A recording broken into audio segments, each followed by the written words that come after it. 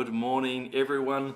Good morning. I hope this finds you well as we start. I think it's the 104th episode of Solid Grounds. So welcome to the show if you're a first timer.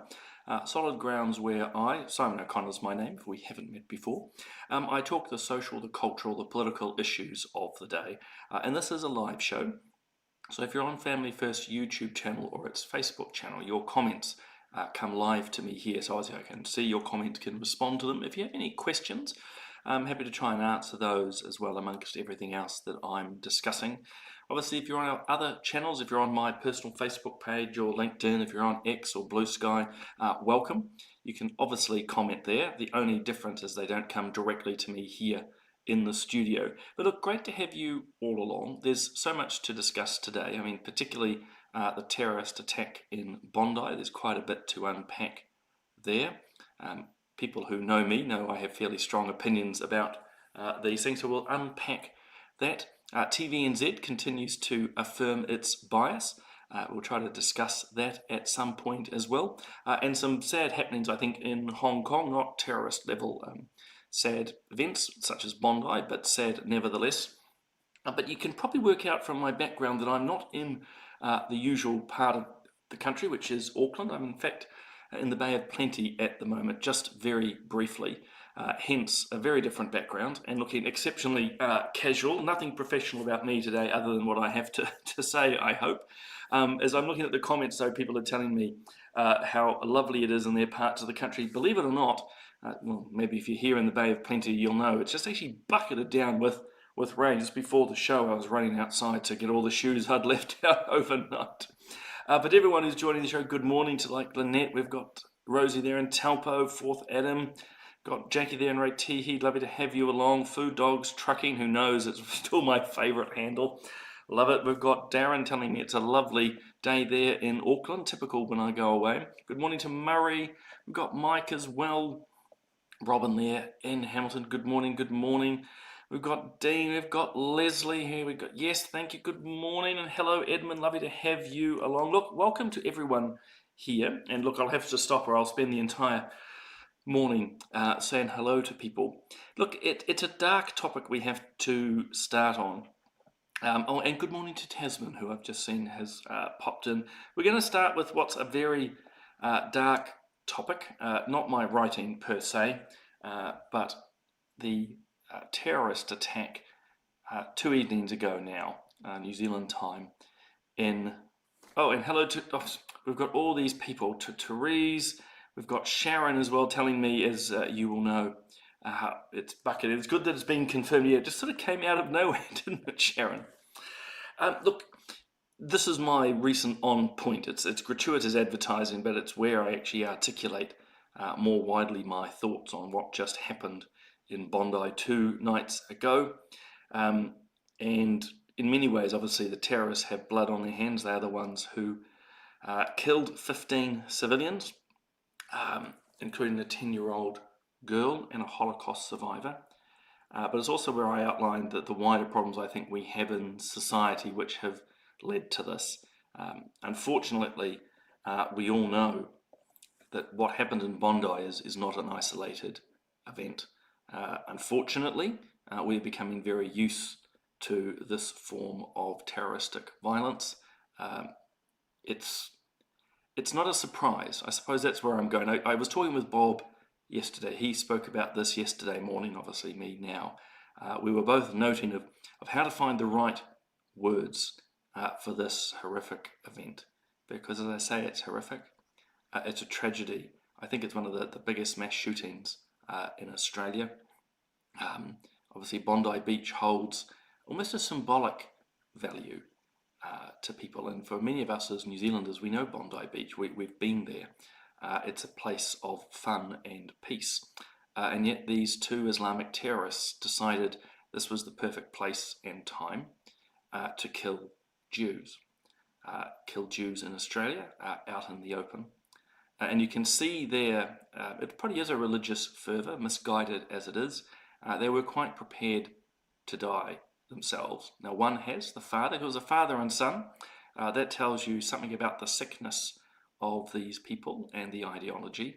but they were prepared to die. So even as they were taking fire, they never moved away.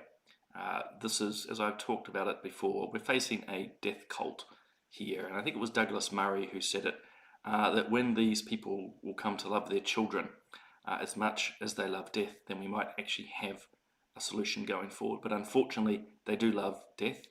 And the tragedy of what's happened in Sydney is it's not an isolated event. It's one event after another, after another, after another, after another. Late last year, there was an attack on a synagogue in Melbourne. We know here in New Zealand there's multiple threats and attempts at attacks on synagogues. We've had obviously lots of defacing of public property. All across the world we are very familiar with these attacks. As I'm speaking to you today, Christmas markets in the likes of Germany are being desecrated. They're having to put up huge bollards because these same terrorists have a propensity now to drive cars into these markets. Look, I could spend all morning listing off the huge numbers, the Manchester bombings, what happened to the Taylor Swift girls, the killing of drummer Digby in the UK, obviously what happened in the Bataclan in Paris. I mean, the list goes on and on and on. And not all of it is directed at the Jewish community, but all of it comes from the same source. And as I write in the Substack, we need to actually start speaking fairly plainly, not fairly plainly, just very plainly and clearly about this, about who it is and what are the motivations. Because already the politicians, particularly in Australia, or some of the politicians, particularly in the government, are trying to misdirect people. So obviously we're talking, I will start, this is just part of the video. I'm not going to show you the whole thing, but I mean, confronting, isn't it? These guys, and if you know Bondi, you know exactly what this is. High-powered rifles, and just shooting at Jews. Granted, beach full of Australians in general, but if you are aware, on Sunday night they will celebrate Hanukkah, which is the festival of lights, part of the Jewish tradition. We don't need to keep seeing all of that, I have to say. There's more horrific footage, by the way, and I've shared some of it early on because I think actually people need to be confronted with the reality of what's happening here. It gets too quickly sanitized, but Hanukkah is a festival of lights. It's one of the great high feasts in the Jewish tradition where they remember how the oil of the lamps never went out. So obviously the symbolism of light, but it's also one of hope. And so this was a particularly targeted attack, not just on the Jewish community, but on their highest of feast days. And again, I write about it on my Substack because, of course, this is a trend. This is not an isolated event. This is probably the theme I want to keep coming back to. This is not an isolated event. This is an ongoing problem with an ideology which is incredibly destructive and incompatible with the West. And unfortunately, it's been indulged by people in the West, and we'll come to that in a moment. But we'll know too, like October 7th was a feast day for the Jewish community. That's when Hamas led the attack, including a number of Gazan civilians. Obviously the Yom Kippur War, one of the holiest days in the Jewish calendar. And the thing to note here, guys, is the dates chosen are very deliberate because it's not just simply about, in this case, killing 15 Jews on Bondi Beach. It's to attack their culture, their religion, their very existence. And so it's horrid. But the other thing you have to understand, and I'm probably speaking to you now more as a student of philosophy and theology, there is an obsession within sectors of Islam with destroying and wiping out the Jews. It is a religious belief. And look, I've heard it here in New Zealand, young men talking about how the Jewish people are the enemy and they have to be fought against. This is here in New Zealand. Okay, this is contemporary.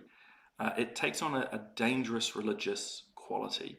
And I don't think most people understand it, or maybe you do, but it is exceptionally toxic and dangerous. And it's what fuels people like those two killers there in Sydney. I mean, just absolutely appalling. There is, of course, always some light. This is a shopkeeper who wrestled one of the gunmen to the ground and took his weapon. Great restraint in not actually terminating the terrorist there and then. Whether or not he knew how to use the firearms, a different question, but great restraint. And he is to be applauded because he expressed humanity at that time and stood up and fought back, which is exceptional. And again, he is to be lauded for what he did. But the response has been predictable. Already the government stepping out and talking the usual stuff about unity and diversity and so forth. There should not be any unity or diversity for those who are intolerant of our society and our values. That is part of the problem that we've seen, certainly since October 7th, is indulging people who quite out in the open, not this woman, by the way, but people who are quite out in the open are calling for the eradication of the Jewish people. When people cry from the river to the sea, when they are crying globalize the Intifada, they mean without doubt the elimination of the Jewish people. What globalize the Intifada means, well, I'm sure many of you know, if not all of you, is exactly what happened in Bondi. That is what globalizing Intifada means. It is the violence you see here in New Zealand, the defacing of buildings, the putting of swastikas on synagogues and so forth. Bondi is globalizing the Intifada. And it's what I call, as do others, the useful idiots, usually from the left of politics, certainly the woke and the progressive wing, who align their causes with them because they share a revolutionary spirit. And I wrote about this a few months back. How is it you can have these, gays for Gaza and so forth, these far left communists rallying with Islamic terrorists or sympathizers of Islamic terrorism? Well, the answer is simple. They hate the West, they hate our values, and they want to destroy the world that we've created. I would argue, whether that's, terrorists or communists, they've destroyed everything that they've touched, and now they want to come to the West, which has been relatively successful. So absolutely tragic, but here is already the political responses coming in from the likes of Albanese, who is weaker than water. He wants to strengthen the gun laws after what has happened. He doesn't seem to want to actually address who these people were and what motivated them and what made them use the guns. No, he thinks it can just be tougher gun laws. I think that is ignorant in the extreme, but this is a typical go-to for a lot of politicians. They will give speeches, they will wring their hands, they will talk about the likes of tougher gun laws and vetting, but this is ambulance at the bottom of the cliff. They need to be addressing the very drivers of this violence. And a big part of it, of course, and we've seen it since, as I keep saying, October 7th, almost weekly protests, vile protests more often than not, terrorist flags and symbolism, walking with the likes of the Iranian ayatollahs, as I say, waving the flags of Hezbollah, Hamas, and others, crying, globalize the Intifada. We keep touching on this, but these people are actively on our streets. And the authorities, be it in Australia or New Zealand, and you can say the same of the UK and elsewhere, have stood idly by. In fact, worse than that, police here in New Zealand have arrested quiet counter-protesters. One of my friends, Lucy Rogers, was standing on Queen Street quietly while a whole lot of pro-Hamas supporters were walking down again, yelling, screaming, calling for the eradication of Israel. She was arrested. And again, that's what I write about in my On Point, is actually the authorities need to step up, draw a line, and say this is not acceptable. Because what has happened, and why Bondi happened, is because it's been tolerated. It's been a slow boil of hatred directed primarily towards Jewish people, and it's just allowed to fester. And these groups have become more and more emboldened to the point that two people went to a little bridge there on Bondi and killed 15 people. So to Albanese, I think this is absolutely bonkers. Obviously, there's an element of trying to toughen up the laws, but the issue is not the guns, it is the people and the ideologies behind them. Speaking of that, you have, trying to segue here in a way that it makes sense, we've heard basically nothing from the Green Party here in New Zealand. I think that's been quite striking. And again, I know I keep referencing what I wrote yesterday, but it's sort of helping my thought process, is of course political leadership such as Chloe Swarbuck in the Greens to Party Māori have been actively celebrating the globalized intifada movement. They've been costume playing. They turn up in their keffiyehs and they make grand, almost manic speeches. Actually, there's a mania in the way they speak. In fact, I'll share with you a video because I think it illustrates the issues that we have. This was only about 5 days ago. Now, let's be really, really clear. This was before the Bondi attacks. This does not directly impact the Bondi attacks, but it feeds it. It gives a moral license to these terrorists to do what they do, because useful idiots like Chloe Swarbuck and the Green parties embolden their ideology through this language. So just take a listen. The things that everybody who is standing in this crowd right now stands for: love, truth, peace, and justice, is far, far bigger in force. It's far, far more powerful. It's far, far more sustainable and regenerative than anything that we may stand against. We stand in our truth together here and around the world. Israel made the decisions to kill Mokopuna. Israel is responsible for killing people, for pulling away people from their indigenous lands. Israel made those decisions with the help of the US and imperial countries around the world. It's quite sickening, really, because, of course, this is the rhetoric which ends up fueling the terrorist attacks. It says to the terrorists, those who hold these death cult-like ideologies, that they have the support of people like the Greens. And the second part of it, of course, is what the Greens are saying is all about themselves. You know, they are speaking here to pro-Palestine or pro-Hamas people about love and justice and peace, and yet these are the groups affecting attacks not only in Bondi but around the world.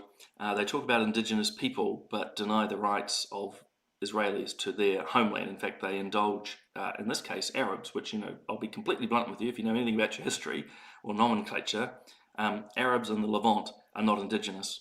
Simple as that. I mean, it really is the nonsense that the Green Party spouts. But what is really striking, guys, is since the attack on Bondi, Chloe Swarbuck and the Greens have basically said nothing. Nothing. They did repost, the Green Party did repost this message from the Green Party of Australia. But as far as I'm aware of this morning, this is the extent of what the Green Party have said about the killing of Australian Jews in Bondi Beach. And I think you should let that sink in for a moment to know about the deep sickness which pervades the likes of the Green Party in New Zealand and their supporters and those who march on the streets. Because just like the video you heard, and with a whole lot of other issues, they are very, very quick to comment, to politicize, of course.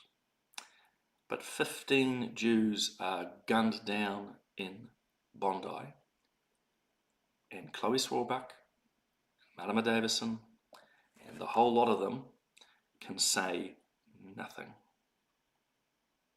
Just let that sink in.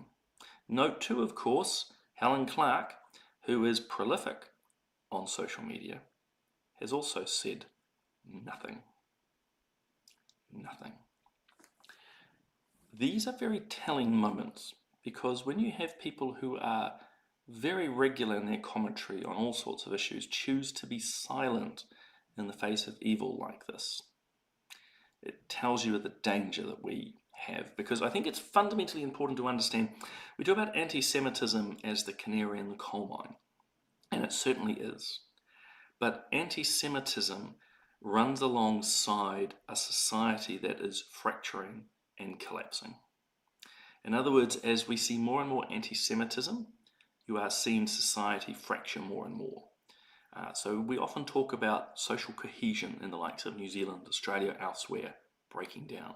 That ability for people to work collaboratively and cooperatively with one another. That is breaking down in New Zealand, and it is no surprise that that's happening simultaneously with the rise of anti-Semitism. As others have pointed out, we no longer respond to reason. Society is much more emotionally driven. We don't respond to evidence. It comes just to rhetoric. And we see that certainly in the political realm. I would point out the likes of the Greens, Te Pāti Māori, and others on the fringe who talk about evidence, but don't really have any or very little in their space. So reason and evidence go out the door. And look, in the wider context, well beyond Bondi, you can see how we don't have very reasonable conversations anymore. Anyone who's talking to you about their lived experience or science as a Western concept and so forth, these are people who are rejecting reason and evidence. And the other element is moral restraint. And this is coming from someone else, but moral restraint is that ability for each of us to be able to have civilized conversations even with people we disagree with. And if you are regularly online, and I'm sure many of you are, you'll know that there isn't much moral restraint now. People are straight into abuse, to doxing and threats. I mean, I was struck yesterday when I published what I have on various topics, including around Bondi. I get wonderful responses from many people, but there's always that, I don't know, is it an undercurrent of people who are basically just unhinged? They have no moral restraint. It's just abuse, abuse, abuse. And so I think really important to understand anti-Semitism is also a warning about the breakdown of society. And so really the fundamental way forward here is for society to confront clearly who and what is behind this. We do not do that, and that has to change. We have to be far more robust. And, you know, we have moments like this. I think this is really, in a sense, quite powerful. This is the Opera House in Sydney, of course. Last night, they lit up with a menorah. Again, a powerful Jewish symbol. I think that in itself, obviously, standing in solidarity with the Jewish people is important. Secondly, we should no longer tolerate these ongoing protests and vile statements by the pro-Hamas lobby. Let's be really clear, there is a place for protest in itself. But these protests which are crying out violent slogans and waving the symbolism of terrorists need to be shut down. There should just no tolerance. Because why I put this image up is not simply because it was last night after the shootings, but we all know that within 48 hours of October 7th, this very opera house was swamped by pro-Hamas supporters in Australia, calling to gas the Jews, to kill the Jews. It became the scene of just absolutely abhorrent behaviour. 48 hours after Islamic terrorists had killed over 1,200, they butchered them. Okay, many of you will know, I've been to the massacre sites. Okay, I've seen the footage. They butchered these people. And Israel by that time had done nothing in response, but thousands of people decided it was a great time to come to the Opera House and talk about more killing. That's what's in our societies, and it's also here in New Zealand, and it needs to be rooted out. So again, no tolerance for these pro-Hamas protests and the use of violent symbolism. Our police and intelligence services need to act more robustly against those who are making these statements and claims. I think us as the general public need to be able to push back firmly and robustly in argument with the likes of the Chloe Swarbucks and others. We shouldn't tolerate that. In fact, you know, if you're her constituent, you should write her an email and let her know and express your disdain, actually, because this is the stuff which fuels the hatred. Let's be really clear. Let's be really clear. The only people responsible directly for these killings are those with the weapons and people right behind them supporting them. But the useful idiots of the West provide them the moral framework when they go out chanting, globalize the Intifada, and so forth. It's very sad. And so we just got to keep doing what we can because you've already got this. You'll see near what's to me the bottom right, a woman in a keffiyeh. This is not even 24 hours after the terrorist attack. That this woman, pro-Palestinian woman, I think she's Jewish, we're told. She's part of that small group of, in this case, Jewish Australians who don't actually like Israel and are all for what Hamas is doing. She turned up at Bondi to the memorial site. Just let that sink in for a moment, because I think it illustrates to you the level of derangement and danger that we face. less than 24 hours, she thought it was perfectly appropriate to start protesting, in a sense, against Israel, against the people mourning.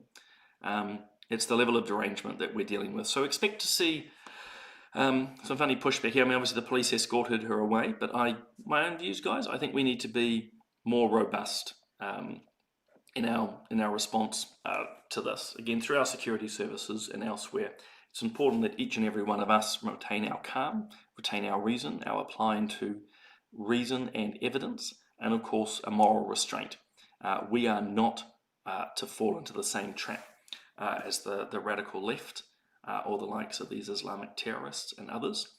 We need to be above that, but we be above that by being very clear about what we stand for, stand about our Western values, about the Judeo-Christian foundation of our country, about the individual rights of every person, one law for all, the dignity of every human being, and the value of life,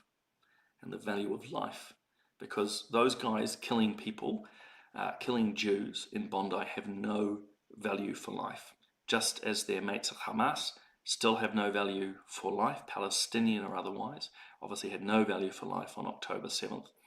So we just remember, obviously, the people who are now mourning. It's unfathomable for them. If you are someone who prays, I would encourage you to do so.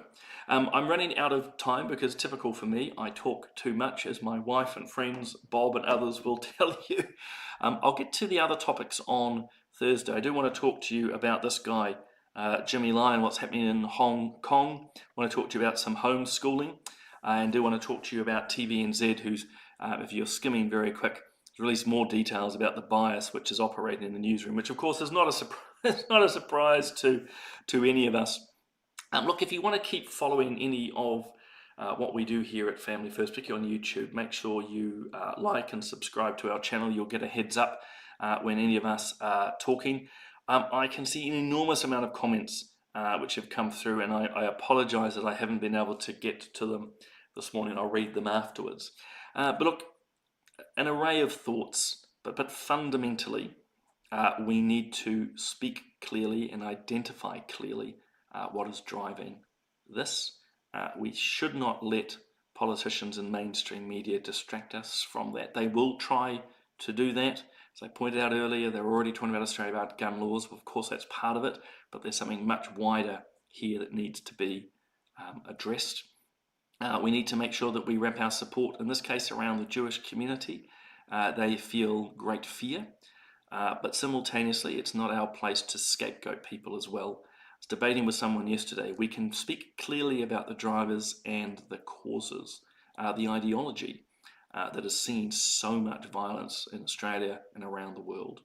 But you can do it without scapegoating entire groups of people. I think that's important as well.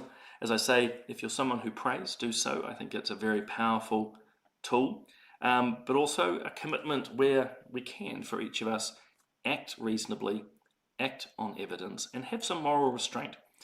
If you're feeling angry, which I'm sure we all do from time to time, maybe that's not the best time to post immediately on social media, or the next time someone puts a stupid comment on your social media, take a deep breath before responding. I think that sort of moral restraint is going to make a big difference for all of us. Hey, look, last couple of things, just a reminder, if you want to see the last podcast of the year, jump onto, YouTube or onto the Family First website. Sit down with my mate, John Fox, or strictly speaking, the Reverend Dr. John Fox. He and I have a great talk about the true meaning of Christmas. On RCR, I sit down with Alistair Rose. He looks after police with, depression and PTSD and suicidal ideation. He and I have a really good long chat there. And a somewhat advertisement, Bob has finished Daybreak for the year. Yesterday was his last. I'll be back again on Thursday, and my intention is to be here next Tuesday as well. So there's 2 more shows to go. Bob, of course, continues to be on Substack, so go and check out what he's writing and saying. And as I noted at the start, I'm still writing on Substack. So if you want to, I think possibly more coherent than me talking this morning, if you want to see sort of a wider, more, I'd like to think, articulately written piece, go and check that out. And it just elucidates a little bit of what we've been discussing here this morning. Guys, I am going to go and, well, hit the day. Rach and I are down here for a couple of particular reasons, so I better go and get those all sorted in between the rain showers. Who would think it's raining in the Bay of Plenty here in springtime? But there you go. Guys, have a wonderful day. Look forward to seeing you on Thursday.